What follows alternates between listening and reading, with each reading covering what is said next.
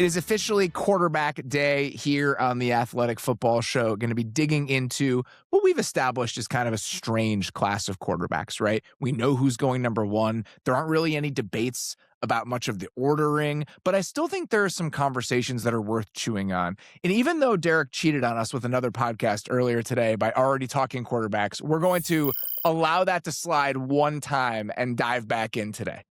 With Nate Tice of all people, the guy who I feel burned. But I mean, I'm glad to do this. Like, finally getting into the stage of the draft season where like I fully dive into all the quarterbacks it's in my handle. It's obviously my favorite part of the draft season. So I've done a lot of the other draft work, but to spend the last like week like really digging into these guys, 5-6 games, like how do I really think about them? It's been a really good time. Yeah, I love your takes on quarterbacks always. I love how you process those guys. I love what your takeaways when you watch them. And like I said, we're not going to dive into this in the same way we have in other years. There are other podcasts, other draft seasons where we've done deep dives on like all 5 guys that might go in the first round. We just know this isn't that sort of draft. We know who's going number 1. We know that Ty Simpson's probably going to be the second quarterback taken. After that, it becomes a little murkier, and we'll talk about that. But so I wanted to focus this show on 3 specific questions about the 2026 quarterback class. 2 of those questions are going to be about specific prospects, and the third one is going to be about, again, those guys who might go a little bit later in the draft.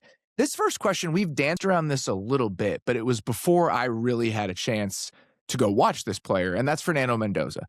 And so the question I wanted to ask and the way that I wanted to talk about him is essentially, who is Fernando Mendoza and what is Fernando Mendoza as a prospect? Like, what type of player are we really talking about here? Because I think as somebody who walked into the draft process a little bit later and just had kind of more picked up on the vibes surrounding this discussion, it kind of felt, to no fault of his own, that Mendoza was the top quarterback in this draft by default.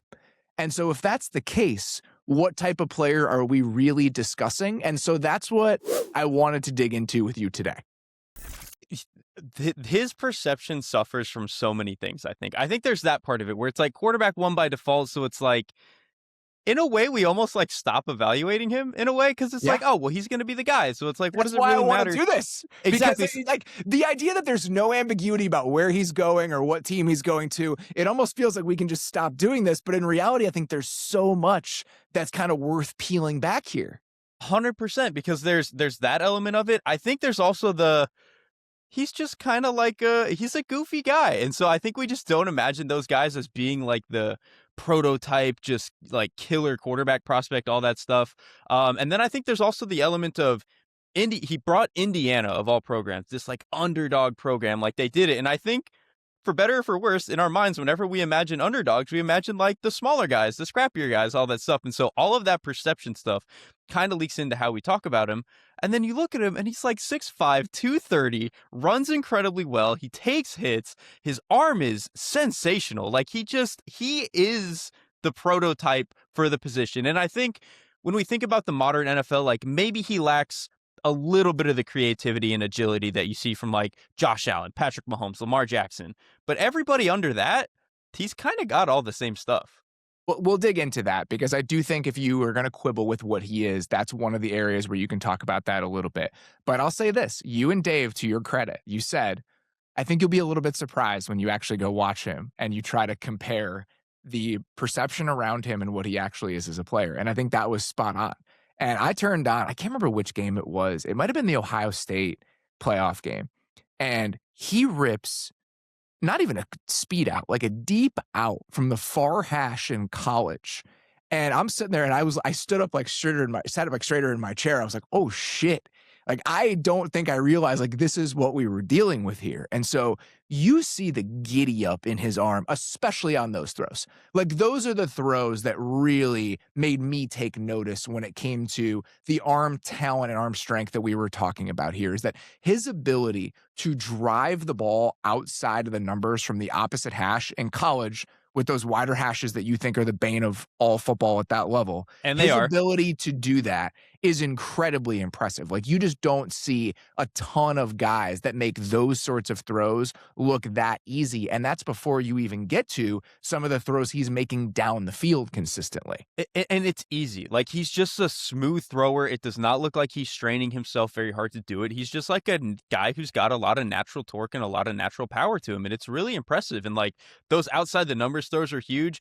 The couple of ones that really always stood out to me were like, when he throws a post route, yes, there are some where it's like 60 yards in the air, hits the guy in stride. And it's like, there's just no, you don't find that really almost hardly ever. And so for him to be able to do that, the arm talent really is like when he's on his spot in the pocket, it's awesome. And then again, I would say he's not like arm elasticity, like creation as cool as like some of the other top quarterbacks. But when he's on the move, he's a very fluid and accurate thrower. Like he can just throw from any platform. I think like the arm talent really is pretty striking. So the two plays I was talking about, that deep out was against Oregon in the college football championship. And then the big post that jumped out to me was against Ohio State. He threw a huge post in that game against Ohio State that really kind of makes you widen your eyes a little bit. And so when I was watching him, and even based on some of the conversations we had, which again, I want to revisit here a little bit as we dig further into this discussion, but I was like, all right, well, who does he remind me of? Like, if I was trying to compare him to an NFL quarterback, and I know that shouldn't be the foundation of how we do this, but I think it's just tempting to figure out, like, what are the pathways to success? What do guys in the NFL who have his certain archetype, how have they succeeded? How have they failed? And it was hard to figure out somebody because in terms of like physical profile, like he's kind of built like Andrew Luck. But Andrew Luck came from a very pro-style offense in college. I think there are some differences in how I would compare them. The guy that I actually, when I really thought about it, as a thrower, the guy he reminds me of the most, and I think that the size, his style as a thrower, and I think even early in this player's career, he was an underrated athlete, and that went away as he got a little bit older. He kind of reminds me of Carson Palmer. Oh, that's incredible. I love that, actually, because again, especially the deep outs. How often do you remember watching that 2015 Cardinals film where it's just like first and 10, they throw it right at the sticks every freaking series? The deep outs and the posts. Yes. The posts that Carson Palmer, those big posts that Carson Palmer would throw. And so I was kind of like chipping away at it. And I was like, what is it? And then I was looking at physical comps and him and Carson Palmer, 6'5", 230, prototype, like statue-esque quarterback in a good way, like a statue you'd put in bronze because he just built like the guys we imagine them. That's kind of what Mendoza is. And even stylistically as a thrower, that is the guy he reminds me of the most when I like actually think about it. And so now that I saw it, I like can't unsee it, but I do think there's something there.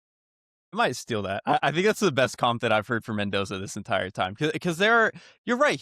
Of current NFL quarterbacks, I feel like it's a little hard to find like who is the guy that I like the most. Like, you know, I not current technically now, but like Matt Ryan, I've seen a little bit, but I think he's even a little bit different than that. Obviously, athletically different than that. There's like a little bit of Dak Prescott to him, but I really do think that like Carson Palmer in that similar-ish archetype really is like the best comparison. He's more talented than Dak Prescott. Yeah, he's got like the a arm bigger is stronger arm than Dak, and that's Dak's why arm is good, but like this might be a different tier.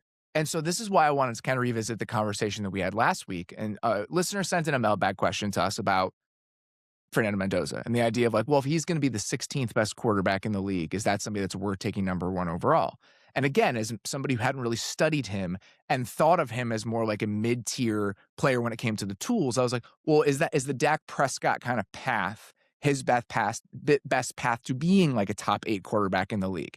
And now after watching him, I actually don't think that's right, because I do actually think that he's more physically talented than a guy like Dak Prescott is. And that actually makes, in my mind, his path to being like a top 10 quarterback in the league not as narrow as we were framing it to be during that discussion. And so again, kind of opening up the present and taking a look at actually what's inside, it kind of pushes me to think about him in a slightly different way than I was before when I really didn't understand what I was working with. Totally, because like if we're using, I feel like Jared Goff is the perfect like gatekeeper to top 10. You know what I mean? Like he's the perfect guy to hold there. he's way more talented than Goff. Like, Goff is a really, really talented thrower, but I think Mendoza is even more talented as a thrower than that, especially down the field. And then obviously athletically, I mean, it's just two different stratospheres there. And so, like, Mendoza, I think, could absolutely reach into that ceiling of, again, everything short of like the true just fire breathing dragon guys, I think is like kind of on the table for him because athletically he's just really impressive. He's obviously, I mean, I'm going to say something. I'm curious if you think this is like too far. In terms of like the spectrum of physical talent, he's closer to Trevor Lawrence than he is to Jared Goff. So actually, here's my take. We talked about this a little bit on the show. I think if I'm trying to find like a current comp for him, he's like if Trevor just wasn't a bozo like 3 times a game. But it's also, I think the touch he plays with is a little different than the touch it is that a little Trevor bit plays better. with. Totally. Like, Trevor is a twitchier athlete. Trevor is a more creative player. But when you watch Trevor, even that, and it's, to me, it's the deep balls like down the perimeter deep balls and the touch he has on those. Trevor has never been best at throwing those just because he is more of a line drive thrower. So I think that, to me, is why that comparison, I almost went there, but it didn't really make sense because of that one specific element. And Palmer had that, which is why, again, exactly as soon as I heard that, I was like, that's Palmer in a way it doesn't with Trevor. Exactly. Like, it's the Palmer one is really good. I'm not going to be able to forget that now. That's really good. And again, obviously Palmer's career was really weird, like blows out the knee, had all the weird stuff with Cincinnati, goes to the Raiders. Obviously they're terrible.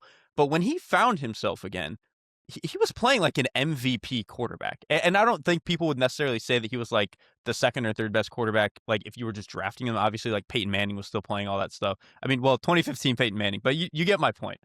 But at Carson his Palmer best, in 2015, if Cam hadn't had that season, yes. Carson Palmer in 2015, his MVP would have been very similar to Matthew Stafford's MVP this year.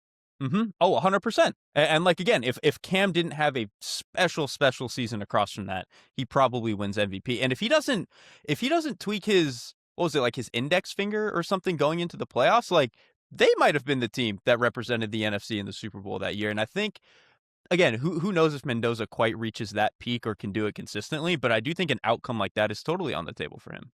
All right, so I think those are like the high end, like lofty. These are the things that Fernando Mendoza is bringing to the table in terms of tools and as a prospect. And I think any excitement about that stuff is justified when you go watch him. And that's even before getting to some of like the big play, like big game mentality stuff, the toughness. You mentioned it. He gets smoked on some of these plays. Like, he is a big, strong, brave player in the pocket. And I think that the intangible elements, he deserves a lot of credit for what a lot of those look like and how they manifest on tape. The negatives, there are some things that I think are worth bringing up. The first thing to me in going back and watching a few of these games, again, like kind of cold, is just the sheer amount of RPOs in the Indiana offense. Like, when you go watch them, and it's good stuff. It makes sense in terms of like what they're trying to do, and he's making the right play very often. But the amount of like access underneath hitch RPOs in this offense, it makes up a bigger portion of their passing game than all the other quarterbacks that we're going to talk about today, and a lot of quarterbacks in college football. Like, it is a very RPO heavy offense that he was running at Indiana. And so I just think there are fewer NFL type concepts that he was asked to do than you'd maybe want in a perfect world. And so I think that does leave a little bit of ambiguity about how he's going to look when he's asked to play a different style of football in the NFL. It does. And I would say too, one of the big surprises when I watched him was like, man, physically he is incredibly talented. The second surprise was like, the offense doesn't do as much as I thought it would do for like a first overall type of quarterback. And so I think that that's a totally valid criticism. I'm not necessarily worried about that as it pertains to like long term. I just think maybe like year one is a little bit more slower and up and down than we might expect it to be, especially because the Kubiak offense is like the polar opposite of that. So I want to save this because I do want to have that conversation. But in your mind, I think that's a really important distinction. We always do this with prospects, and I think this is a conversation you have to have. Did he not do it because he can't do it? Or did he not do it because the offense didn't ask him to do it? And in your mind, based on what you've seen in other areas, do you think when he is in a system that requires him to do that a little bit more often, and when he has more time in that sort of system, do you have faith that he can become a fluent player in a lot of those things that he's going to be asked to do that he wasn't before? I do think so. And again, maybe it takes a year or two, but I just, when he was forced into those situations, like you mentioned, in some big games, late in games, you're not really RPOing as much. Like that is a little bit more like drop back, four out in the concept, like I've got to make a play. And he was pretty nails to me in a lot of those situations. And so I think part of it with Indiana, again, and maybe I'm just like painting a narrative of a player that I like. To me, it was less he can't do other stuff. It was we have three NFL wide receivers. Let's dumb this down and just like rip it to those guys. And they did a really, really good job of that. The other aspect where it's like, okay, this, I get where people would be a little bit worried about this. When he was at Cal, he took an astronomical amount of sacks. His pressure to sack rate at Cal was like more than 25%. It was a top 10 rate among full-time starters in FBS, according to PFF. And at Indiana, it was less, but he still had a 19% pressure to sack rate at Indiana. And again, when you think about the context of the offense and the amount of times where you're even in a position to take a sack, he still is somebody that takes a decent amount of them. And to me, it's not even the end result. When I watch him, it's a complicated thing because he's very tough in the pocket and he's willing to create as a runner and he will take off. But I think he often gets panicky in the pocket more than you want to see him get panicky in the pocket. Like when something's not there, he'll pull the ball down and not really have an answer a little bit more often than I'd probably like in an ideal circumstance. And do you know who that reminds me of? Funny enough, Sam Darnold. I feel like that is kind of like his lower-ish end outcome. Obviously, like any player could be worse than that, but I feel like a 35th percentile outcome for him is that he's something like Sam Darnold, where it's like he'll hang in there and make some just absolutely nails throws. But if he's got to move off his spot a little bit, or he hangs on to it for just a little bit longer, he might do something dumb and he might throw it up and it might be an interception, or he might take a sack he's not supposed to. And so I think for me, I'm not going to sit here and say that doesn't exist in his game. Like I think it absolutely does. To me, it becomes with those guys who are kind of taking some sacks like that and making those plays. Does it come out in the wash with how good his highs are? Like you think about like the best of Geno Smith, the best of what we saw from Sam Darnold recently. Ben Roethlisberger was a player who took a ton of sacks, but obviously the high end of it comes out in the wash because he's just creating so many explosive plays downfield. And I think that is probably going to have to be the path for a player like him. So that's an interesting way of framing it because I think that with Roethlisberger created late in the down very often. Even if he wasn't a super mobile guy in terms of like being a runner, he did create a lot just outside of the pocket. Like he extended plays as a thrower very often.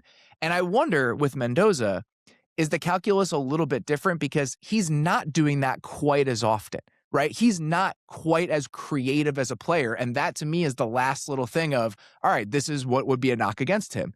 He is not creative really in the pocket. Like if he's going to, outside of like very quickly making a decision and pushing the ball and being aggressive and being accurate in all the ways you want to see, he's probably going to run. Like that is the next option he typically goes to. And that is a gap between where a lot of quarterbacks can be and where the best quarterbacks in the NFL are. He's really not that creative of a player. And so if you're not going to be that creative of a player, does that change the thought process around how many sacks you're going to allow? Right? We allowed Drake May to take a few more sacks 1 yard deep in the backfield because of what he can do as a scrambler and what he can do a little bit later in the down. Is Fernando Mendoza giving you enough on the other side of that to justify the number of sacks that he may be taking? In terms of like the creative plays outside of the pocket, I'm not sure because while I think he throws well on the move, which I mentioned earlier, he doesn't like create plays out of thin air the way that like last year Cam Ward would get outside of the pocket and just create something out of nowhere, or Drake May, like you mentioned, Caleb Williams. He doesn't really do that, but Even I think Ty Simpson does it more than he does. Yes, he does. Ty Simpson will just kind of create some shit outside of the pocket, and I do think that that's a feather in his cap that Mendoza doesn't quite have. I do think though that if you are good enough throwing down the field to generate explosives, which I believe that he is, and an efficient scrambler, like when he runs, it is a good gain almost every time. Like he knows when to do it, how to do it. It's obviously really tough when he runs. I think you can make up for it that way, and I do think that he checks those two boxes. So you're probably still, again, leaving stuff off the table in a way that like Lamar Jackson's not going to, Patrick Mahomes isn't going to. But I do think that like if we're talking about just can he get into that next tier of quarterback production, I think even with some of his blemishes, he's probably okay. Yeah. So I want to talk about the specific landing spot and the plan for him when he gets to the Raiders. You were alluding to it before, and I want to dig into that. First of all, the question of like whether he should be the number one pick or whether he's a worthwhile number one pick, there's like no ambiguity to that for me. Like it is a No. resounding, like absolutely he is worth drafting with the number one overall pick. He's a better quarterback prospect than a number of other guys who have gone first overall. Bryce Young, Baker Mayfield. I think he's a better prospect than I thought Kyler Murray was coming out. Like he's a better Jared Goff. Like I think he's a better prospect than a lot of these guys. And so I think it's just boring to say it because again, you're not like comparing him to some other guy in the class. It's just like, well, he's the guy and that's kind of it. Yes. And I'm 100% with you on that. And I think I would rather have him than Cam Ward, if I'm being honest. Like, I think that Cam Ward, I get that one's why tough for me. I It's get really why you tough, love yeah. Cam Ward, but at the same time, I think that if I were just stacking them up against each other, I think I feel a little bit safer about Mendoza's floor and the amount of blemishes, bad decisions, just kind of volatility on his tape compared to a guy like Cam Ward. And I think that that's fair. To me, they are the same tier of quarterback prospect. And I think, again, there are a little bit more concerns with Ward. He's a little bit smaller. He's not quite as good of an athlete as I think Mendoza is. He's a little bit more prone to putting the ball in danger at times. But for me, the elasticity in Ward's arm and some of the creativity I do really value. And so, again, Mendoza's a great prospect. But if I'm like having to give a guy a 1% more bump, I'd maybe put Ward. But again, if I would take Ward 1 last year, I still would have taken Mendoza 2. Like, this is not like these are guys you still take at that spot in the draft. The other thing I'll throw out about Mendoza that I do think is at least worth thinking about is what he was asked to shoulder within the offense compared to what a lot of other college quarterbacks are asked to shoulder. That team was so good and they were operating from such advantageous situations all the time. He threw for 2,700 yards in 12 regular season games. Like, it's just not that much. It's a little bit like the Alabama quarterbacks for a while, where it's like you guys are super productive, but it's a little bit of RPO. It's a lot of you got NFL receivers here. It's a lot of like your defense probably helping you out more than other teams. So like that aspect of it, I do get, but like the physical tools kind of help me climb out of that and stop worrying about it quite as much. I think that's fair. I think I would land in the exact same spot. But again, if you're just going to compare him historically to other guys who typically go in this range, again, 12 regular season games, he threw for 2,758 yards. He threw for 32 touchdowns in those games. But just the pure volume and what he had to shoulder within the offense, I think is just a little bit less. Going back to the Raiders, I think 2 questions I would ask you, and you touched on it a little bit. This idea, and Clint Kubiak has been very open about this throughout the entire process so far, where he's like, I think guys would benefit from sitting. I wouldn't want to throw this guy in there right away. And I think with Mendoza specifically, I absolutely think that's the right move. Just because for the exact reason we started with, I just don't think he has done enough of the stuff that he's going to be asked to do consistently. And I think it's worth allowing him to learn in a practice setting for a decent amount of time before you throw him into that scenario. And let's go back to Sam Darnold, okay? I vividly remember sitting with Sam Darnold at training camp 2 years ago, the 2024 season before he became the starter for the Vikings. And we were talking about the year that he spent in San Francisco and how important that year was to his development, how he saw the NFL game, and how he saw a quarterback's role in an NFL context. All of that happened without playing. All of it. Clint Kubiak was there. Clint Kubiak was the passing game coordinator. It is the system is rooted in the same ideas. And so I do think that there is immense value in a guy like Fernando Mendoza coming from the offense he came from in college, just sitting there for 8 weeks, 10 weeks, maybe even the full season. Maybe you let him play for the last 6 games of the year just to get his feet wet and get him a little bit of experience. But the idea of bringing in a Kirk Cousins, allowing Kirk to start for the first half of the year, the first 10 games of the year, and then letting Mendoza kind of play some mop-up duty in the back half of the season, I think that's absolutely the right mindset and approach beyond in a vacuum, but specifically for this player in this moment within this offense. We've gotten to a point where like we just expect all these guys to play and to start, especially if you're taking them top 5, that we like that has almost been pushed aside, the idea of like, oh, well, you should sit them. But I do think almost any quarterback prospect, even the best ones, would probably benefit from like a year on the bench. And like, that's not even to say they can't still have a decent rookie year. It's just like all of these guys would benefit from taking a year to learn how the NFL works. And so if the Raiders could swing that and they can sign like a Kirk Cousins or something to hold it down for 8 weeks, I think that would be valuable. Like, I think, last year, not that Jaxson Dart was anything special, but I think coming from the offense that he came from at Ole Miss, where it was a lot of like RPO or these really designery like shot plays, like it was pretty far away from what an NFL offense looks like. And I do think him getting, 5, 6, 7 weeks, whatever it was, to get on the bench and to just settle into what the NFL looked like a little bit, that probably helped him as compared to having had to rush out there week one. And I probably would have been like, I don't know if he could handle anything week one. I have Men in Black. What's the memory thing in Men in Black called, Bar? Neuralizer. I've Men in Black neuralizered myself against the Russell Wilson experience with the Giants. I completely remember the forgot that Cowboys Russell game? Wilson was the starting quarterback for the Giants last year.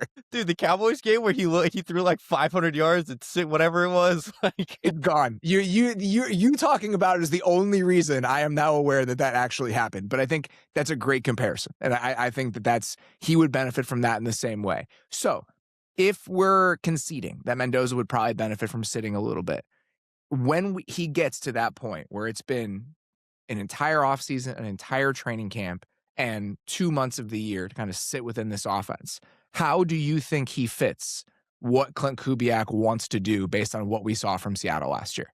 I think he'll ease into it pretty well. And I do think, the biggest thing for him transitionally is probably just going to be like, what does his footwork and comfort look like going from pure gun RPO stuff to a little bit more like, all right, we're 7-step drop under center, play action, all that stuff. But with me, it's one of those things where it's like, if the guy's good enough, he's going to be able to learn how to do it, and it's not going to be a problem. And I do think that Mendoza's footwork otherwise, when you watch him, like, is pretty crisp. It is pretty timely. I think he looks pretty good in that sense. So I think he'll probably take to that stuff pretty well. And then in terms of where the offense wants to attack, because it's under center and it's a lot of zone stuff, you're going to get a lot of boot. I think he's a really good thrower on the move. He'll probably handle that stuff well. I think a lot of the, in-breaking play action stuff they want to do, I think he can rip those really well, and you saw some of that. And then the down the field shots that he wants to take, I think that is going to fit really well for him too. So if I'm, the only complaint I have really with the fit is when you watch Mendoza, one of his best traits, one of his best throws is those like 16 yards stop route outside the numbers, pins it on a back shoulder. The Raiders do not have a player who is ready for that kind of ball. So maybe if they could get a guy like that in a year or two, that would be great. But that's kind of my biggest complaint with the fit right now. All right. Anything else about Mendoza? I think we hit most of the stuff I wanted to, but really interesting player. Again, somebody that was a little bit surprising, and I left way more excited about him than I think I expected to, for all the reasons that we said. I just think that the strangeness of this draft and of this quarterback class has kind of, in my mind, at least from an outsider's perspective, clouded the way that we've talked about him a little bit. And so it was fun to kind of have the skies clear and like actually get like a real view of what this actually is. Yeah, he's a player who grew on me. Like, the last thing I'll say is when I watched him at first, like on just a couple of broadcast games in like December, just to get a look at him, I was like, he's all right, but this kind of just feels like whatever. And then you really watch him, you really look at what he is physically, you compare him to other guys, and it's like there just are fewer of these guys than you think, and he's in that bucket, and it's really impressive. Question number 2. I think according to the consensus board, most analysts, maybe even you, I think yours is a little bit closer than most people, but a lot of people out there have Ty Simpson from Alabama as the second best quarterback in this draft class. The question I wanted to ask you about Simpson is not whether he's number 2, whether he's number 3, but it's about the range of the draft he might go in. Do you think in your mind that Ty Simpson is worth a late first round flyer from a team that believes in him? Only if you really, really, really think the 5th year option is like holds a lot of value, which at that position it kind of does. But that to me is really the only argument, because I think if you look at what his profile is, this to me is not really a first round quarterback. And there's stuff that he does well, which we'll talk about. But if you just look at his profile from like a overarching 10,000 foot view, he's a little bit older. He's 23 years old, which can be fine if you have experience. He's a 1-year starter at Alabama, which that's a little bit concerning. For about half of that season, he was hurt and banged up. Like he had some back issues, I think. He ended up having like a stomach problem where he wasn't playing well down the year. He's a little bit undersized. Like he's one of those guys who's like 6'1". I think at the combine he was 211, but let's be realistic. That's probably more like 205 playing weight. It's just it's a lot of these factors where it's like this is just typically not a guy who goes in the first round, especially when you have all of those factors together. Let's talk about him as a player first, and then we can talk about the range and the value and the set of decisions that a team might have to make. So as you watch him, what kind of quarterback are we talking about here? Like, what kind of player are we discussing when we dig into Ty Simpson? So my comparison point for him, and it's not necessarily one to one, but it's kind of like Baker Mayfield-ish, and that is part stylistic comparison, and it's also like part range of outcome. I think that is like at the top for him, where Baker Mayfield is somewhere between like 13 and 20, however you want to put it, just depending on how he's playing right now. And I think that like in the best outcome, that's what you're getting from Ty Simpson. I think some of the reasons I think they are kind of similar is Ty Simpson gets velocity on the ball, and there are a couple of instances where he can get touched, but I think like Baker Mayfield, he really strains to throw, and because of that, sometimes you get accuracy drain, I think especially in the short area. And I think similar to Baker, and you see this a lot with the shorter quarterbacks, a lot of the shorter quarterbacks can get like typewriter feet and be like really on their toes because they're shorter. Like they want to be able to get up and see. Baker Mayfield has this problem. Bryce Young, Drew Brees was like this, but obviously overcame it because he's Drew Brees. But I think because of that, sometimes those guys can get a little bit, they can get out of rhythm with their footwork and they can get out of sync. And I think you see that a lot, I think, with Ty Simpson, especially after he comes off of his first read. But to his credit, I do think, and we said this against Mendoza, there is a little bit of creativity to his game. When he gets outside of the pocket, he's a pretty good scrambler. He knows how to make throws. He's willing to make aggressive throws down the field. And so, which is kind of like Baker. Like when Baker gets out there, like you'll go do some stuff and then, he can make some plays for you. I think it's just a matter of, is he making enough of those to make up for the fact that he's a little bit smaller, he's missing some throws, all that sort of stuff. So I get the appeal of him, but I am probably a little bit lower on him than a lot of other people. I don't know what to make of it. I really don't know what to make of it because when you watch him, there is a lot of stuff where you're like, I can work with that. And I think the creativity is absolutely part of it. Like his ability outside of the pocket, and they used him on a ton of keepers and boots. And when he got out into that space, he did a great job of like finding guys late in the down when guys would uncover. Like you see those plays deeper and deeper into the play from him creatively, that there's a lot to like there. And I think that, and people have really had a problem with Dan Orlovsky talking about how Ty Simpson was his number one quarterback in this class. If you actually listen to Dan's argument, a lot of the tenets of his argument do make sense.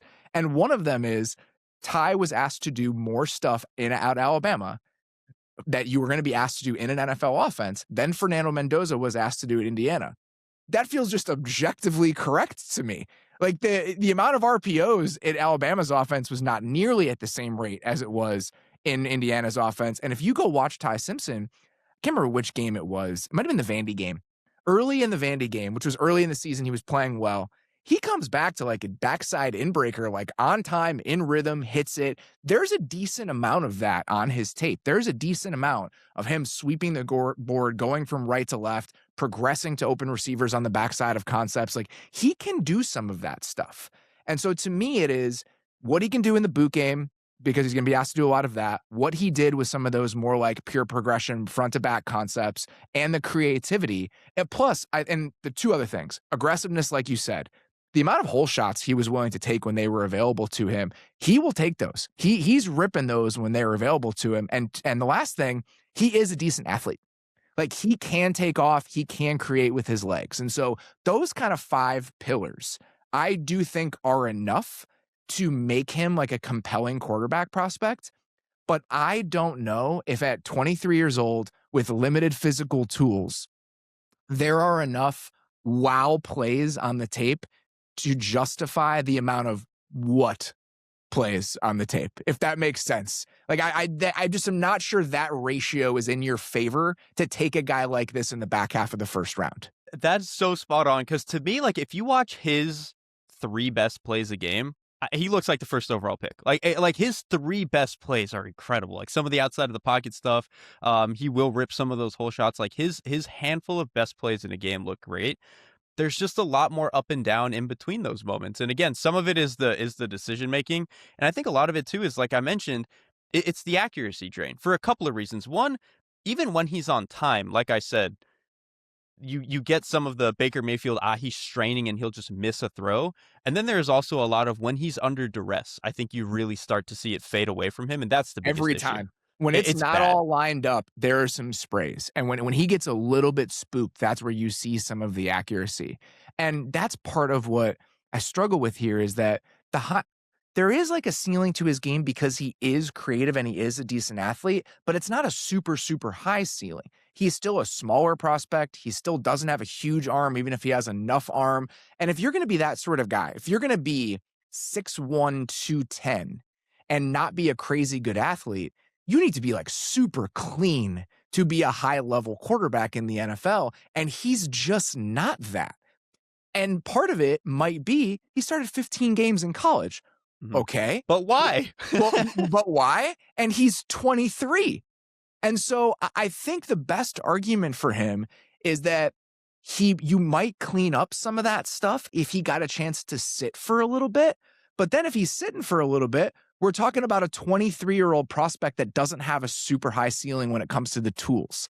And so that's why I struggle with it, where it's like, well, if he's going to need to sit when he gets into the NFL and the ceiling isn't even that high anyway, what is this? And I don't think that you necessarily have to land on a bad answer. And I do want to talk about a couple of the landing spots or situations that I do think could work out. But those are kind of the different factors that I'm weighing when I'm thinking about him. Yeah, that is exactly where I'm at too, where it's just, again, it's too many parts of his profile don't make sense. And where I come back to of him not being a super clean prospect, but being a little bit of an older prospect, obviously Kenny Pickett played a lot more in college, so it was even more concerning. But Kenny Pickett, the whole thing when he came out was like, okay, he checks the boxes for arm talent and athleticism.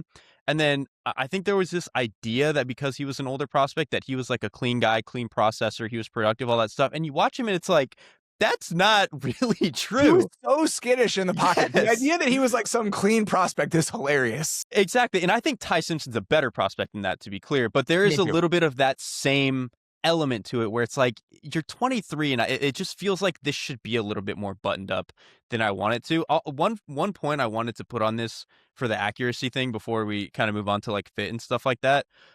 Sports Info Solutions does like really, really good draft numbers stuff, and they have data going back the past, I think from the 2023 class. And so according to them, they have like an accuracy plus minus. Every other first round quarterback in the past 3 classes had an accuracy plus minus of at least 4%, like plus 4%, except for Anthony Richardson, who is important, who obviously he has not turned out, but he was at least like a freak athlete. So you could at least understand it. Every other guy was at 4% or higher. Simpson is at 1%. And even some of the guys that ended up on the fringe were higher than that. Will Levis was at 3%. Shough is at 4%. And so that's not like a crazy big difference, but it's just, again, if you're having to also climb over all these other factors with him and he doesn't even clear that bar accuracy-wise, it's just kind of hard to get there. So the question that I asked at the beginning, I kind of backdoored into it being a conversation that was more interesting than I expected. Because my thought was more so like, is he worth taking in the first round? More as like I wasn't really considering the all that went into that consideration.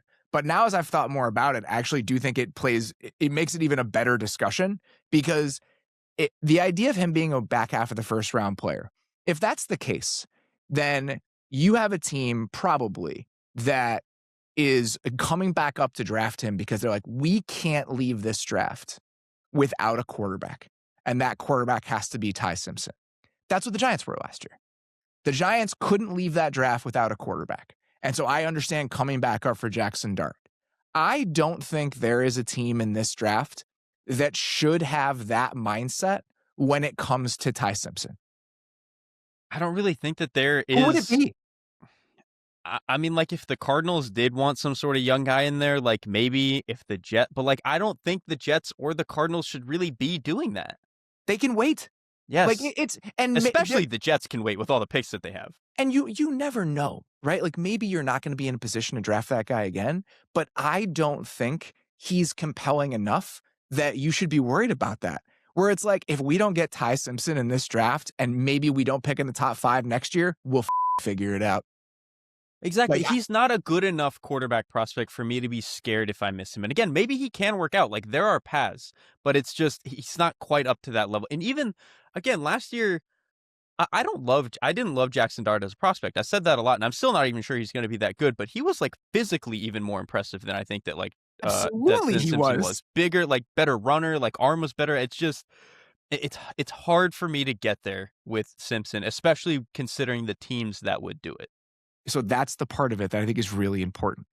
If he's one of those guys, let's say Arizona's at 34, so they might just be able to stick at 34. But let's say they get skittish or jumpy and they think that somebody's going to come up and they trade with, trying to figure out the right team.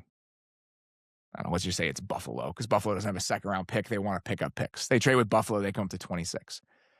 I think him landing in a situation with an unproven coaching staff in a bad organization, that to me would be like the scariest possible outcome for somebody like this. Because I do think that the floor is pretty low based on what he is as a prospect.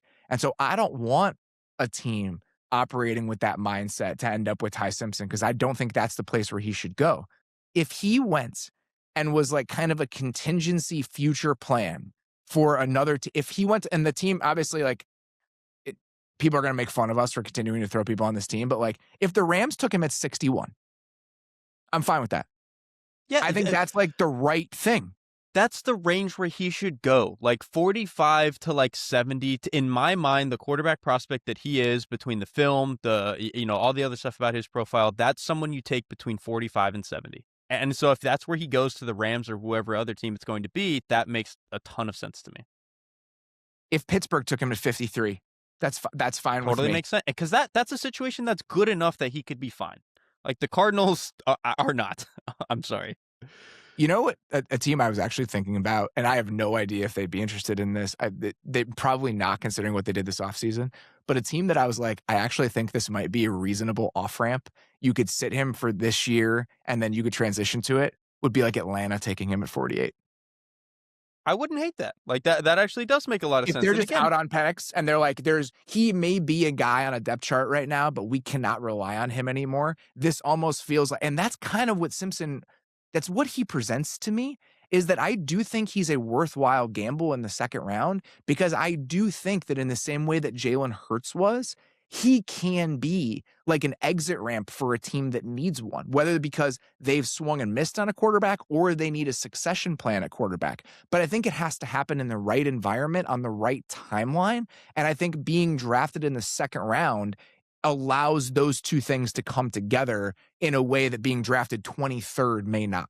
It gets you in a perfect spot where it's like, we took you in the second round, so we will start you at some point, but it probably won't be immediate. And if you're not the guy, like everyone's kind of just like, it is what it is. Like that's what the Saints did last year with Tyler Shough, kind of.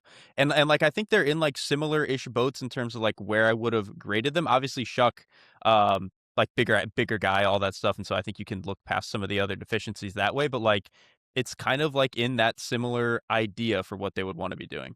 And I agree with that. And that's kind of why I was thinking about the difference of trading up for a guy in the first round and letting a guy fall to you in the second round. If you let a guy fall to you in the second round, it's just a different risk appetite. You're leveraging yourself in a different way. You're not giving up anything. You're just going through the process where it's like, at this point, this player is worth it to us. Like he fell to us in this moment, and that, where we're going to take him and what we expect out of him with that, this is worth doing. And I think that's exactly what Tyler Shough was last year. And I think that's what Ty Simpson should be for one of these teams this year. So we said the Rams. I said my weird kind of like sideways take is Atlanta. Any of the other teams in the second round where it's like, okay, if they took Ty Simpson, I think I'd have some enthusiasm for this. I think second round is tough. There are a few where if he got to the third, it would be a little bit more interesting. I mean, second round for Pittsburgh, I think would totally be fine. Third round, I'm thinking teams like, if he gets to the third, pick 75 or whatever, a team like Dallas kind of makes a lot of sense to me in a similar And he's vein. a backup, though. It's like, But like, that's different than what we're talking about. I mean, kind of, yeah, but like that's kind of the player I think that he is. Where you know what I mean, and so I still think it's more teams like that. Like Minnesota would be weird because like obviously they don't know what they're necessarily doing at quarterback long term, but I just don't think that they should do that. Like it's a lot of there are not that many situations to me where I feel like he makes sense in that way. The Rams to me is the one that makes the most sense because I Yeah, do think that he because they have the can quickest be. off ramp also. And but that's when you are in this position the Rams are in. If you're not going to make like a huge overture with, and this year was kind of strange in that they did have the 2 first-round picks, but there weren't enough quarterbacks where you could maneuver to find one. And so if you're never going to be in a position to do that, and it's likely the Rams won't be, you're going to have to get creative in what that off ramp is going to look like. And I do think there is enough to work with him, specifically in that sort of offense, where I think that he would be a worthwhile gamble with that pick, because I do think that the bar we're talking about here is he a real solution? With the right development, with the right time, is he a real solution and a real answer for you at some point? And I think with a team like the Rams, the answer to that would be yes. And that's why, to me, he would be worth taking in that scenario.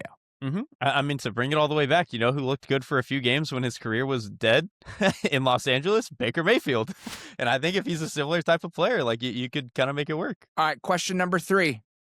Among the rest of the quarterbacks in this draft, the guys likely to be taken outside of the top 50 picks, who would you bet on being a capable NFL starter at some point during their rookie contract? For me, it's pretty comfortably Garrett Nussmeier, and I think he's a lot closer to. I have him closer to Simpson than a lot of other people. I think given the right scenario, I might prefer him to Simpson. I just think that there's some more stuff that I like to his game, even if Simpson's ceiling is maybe a little higher, just because of the arm talent. But Nussmeier is. There are some stuff that I would normally not love. Like he's also undersized. He was also banged up the way that Ty Simpson was this year. The arm is like not great, but he just does a lot of like high floor, kind of does stuff that I like. I think he's a really accurate passer. I think he does a good job of all 3 levels being able to add touch where he needs to. I think he actually moves around pretty well, kind of similar to Simpson, where my comp for him, like how he moves is actually very similar to like Brock Purdy, where he's not necessarily like a super fast straight line runner, but he's so quick and like flexible around the pocket that I think that he can get himself out of some jams. And then the thing that I love most about him, that dude will take some shots. Like him and Mendoza in this class will just stand there, take one to the chest and move on to the next play. And it's really, really impressive. And so again, all that stuff, I think the ceiling is limited, but could he be in the best circumstances like a Brock Purdy, like middle of the pack quarterback who gets helped a little bit by some of the surroundings around him? Like I can see an outcome like that. Okay, so here's my comparison. Here's the player that Garrett Nussmeier reminded me of when I was watching. It wasn't one player. You said Brock Purdy. To me, I think that Garrett Nussmeier is the perfect middle point between Brock Purdy and Jimmy Garoppolo. Oh, okay. Actually, I don't hate this, He exists actually. halfway between those 2 players.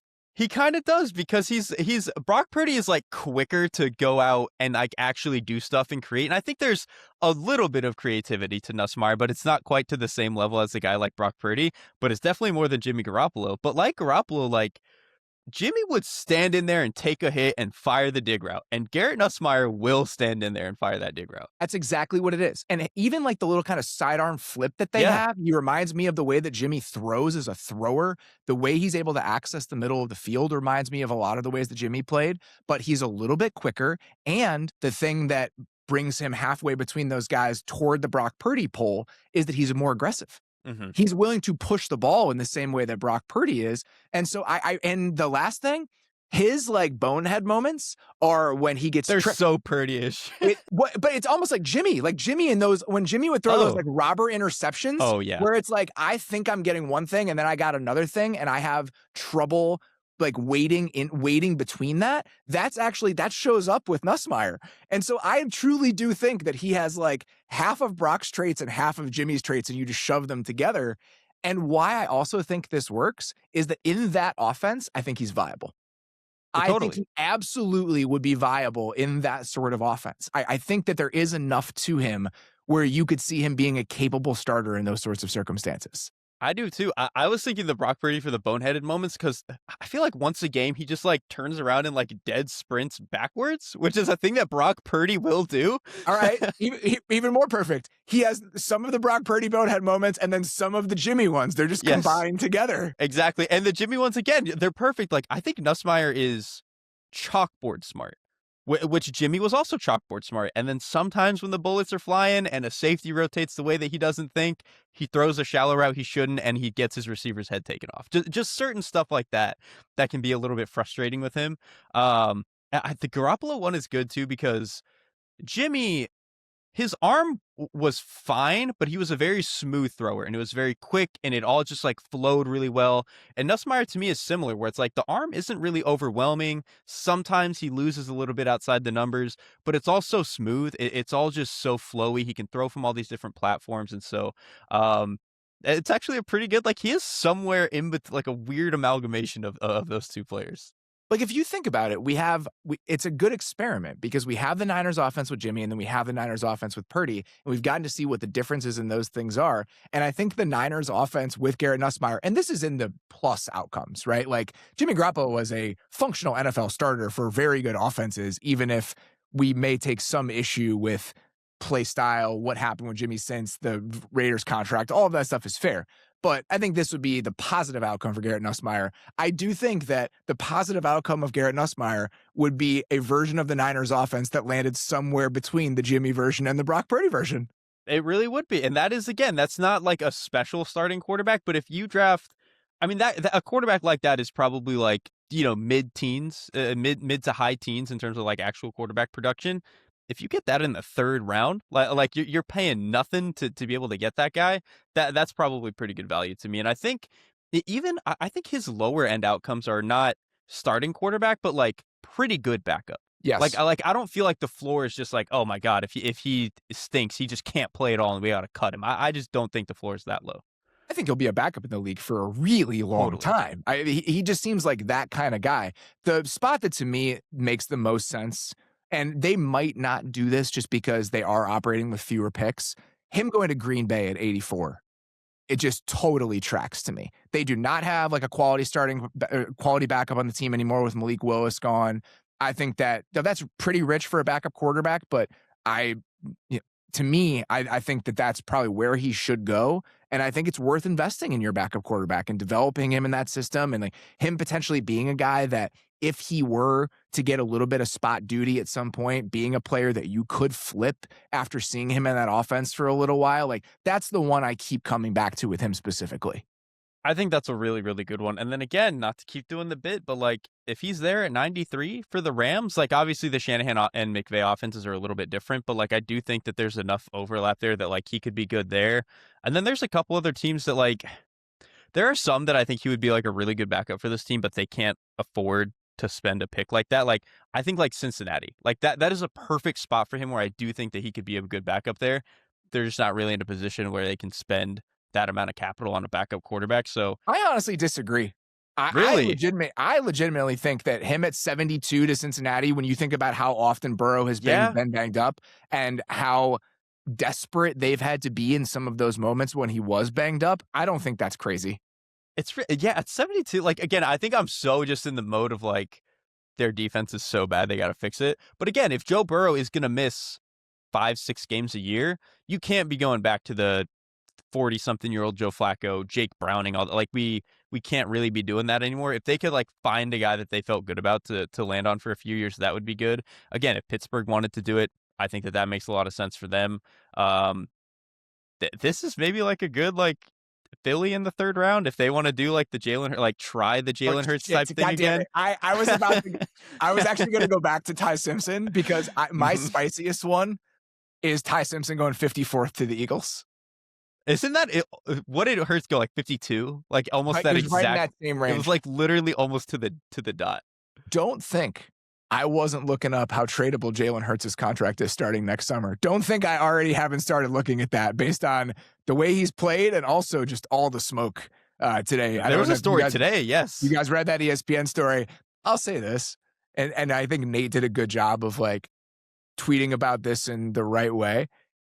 the idea that anything in that story, when it comes to why the offense is structured the way that it's structured and what some of the limitations are, would be surprising if you've watched the last 3 years of Eagles football, is like, none of it is surprising. Like, it's exactly what you would expect based on how the offense has looked.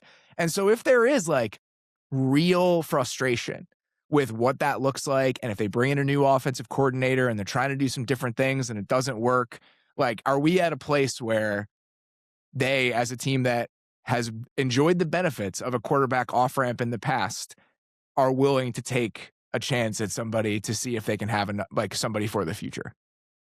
I mean, like, I think maybe. I just don't think that it's that crazy. Yeah, I'm trying to think if there was one other one that I think is actually decent, because I think this team is in a really weird spot. And I think they have a GM that would be willing to not draft for right now, even if it feels like the coaching staff needs right now.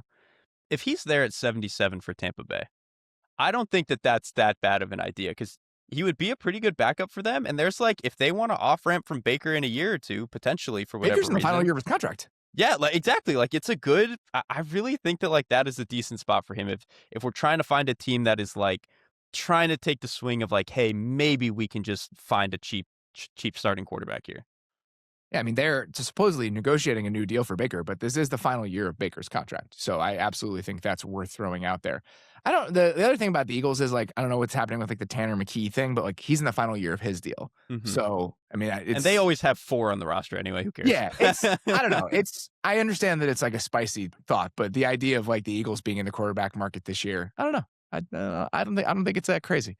They can either trade or cut Jalen Hurts. They would trade him, but if they trade Jalen Hurts even before June 1st next year, it's only like a $2 million hit more than what his cap hit would be anyway. Like, it's not like he's untradeable like AJ Brown would be before June 1st. So something to think about. Last thing here, let's add a bonus question. One rung down from these guys that I think are worth taking on the first 2 days of the draft, and in your mind, Nussmeier is. Who is the other quarterback in this class that you might take a little bit of a swing on that you could get a little bit later? I kind of think there's something there with Carson Beck a little bit. And I think Carson Beck. What I want to say about him is I think he suffers a little bit from like a perception problem, where obviously in 2023, pretty good year with Georgia. Obviously he's playing with Brock Bowers and Darnell Washington and all those guys. He looks good. People think he's going to be a first round pick. Plays for them in 2024 again. It does not look very good. He gets hurt at the end of the year. His star falls. He comes back to Miami, and he doesn't necessarily look like a first-round pick. Like, I'm certainly not vouching for him to be that. But he played well enough for this team to get to the national championship, and he played pretty well. Like, I think his timing is good. I think his accuracy is not great, but like good enough for a potential top 100 pick. I think he is aggressive. He's willing enough to stand in the pocket, even if I don't think it's quite as impressive as like a Nussmeier or Mendoza or guys like that. And then actually, I was kind of surprised by how much bigger and stronger he looked than when he was at Georgia. Like, when he was at Georgia in 2023, he looked kind of like Jared Goff, where he's a little bit skinnier, like the 6'4", like 212-ish build. But he actually got up to like 230 by the time he was done at Miami. And like, you saw that, I think, even in his ability to drive the ball, you saw a little bit more velocity. So this is still a guy that I think his deep ball, even though he gets good velocity over the middle, he doesn't get good arc down the field. So that's going to be a little bit of a struggle for you. I think he's a decent processor, but not like a bona fide starter type of guy. And then I do think at the end of the games, he made a lot of like boneheaded kind of threw the game away plays, which those all disqualify him, I think, from being like a top 50. That's a starter pick. Does it disqualify him from being like pick 90 and being like a pretty good backup for you? I don't really think so. What do you think about him and Todd Monken 107 to Cleveland? Do it. Because that's who got him to Georgia. Yeah. And it's like, I kind of like it. I really do like that fit. And that's their best option to get a quarterback in this class. Like, they shouldn't be like they're just not in a position where the team's good enough to try first round, second round, any of that. But if you could get a guy you're familiar with at pick 107, why wouldn't you try it? Yeah, I mean, they're in a spot where it behooves you to just keep taking dart throws, I know, for all the talk about Deshaun Watson being their starter this year. It's like, we can't be doing that. they're in a position where it's worth it to keep taking dart throws. Anything else? Anything else you want to clear up about your thoughts about the 2026 quarterback class?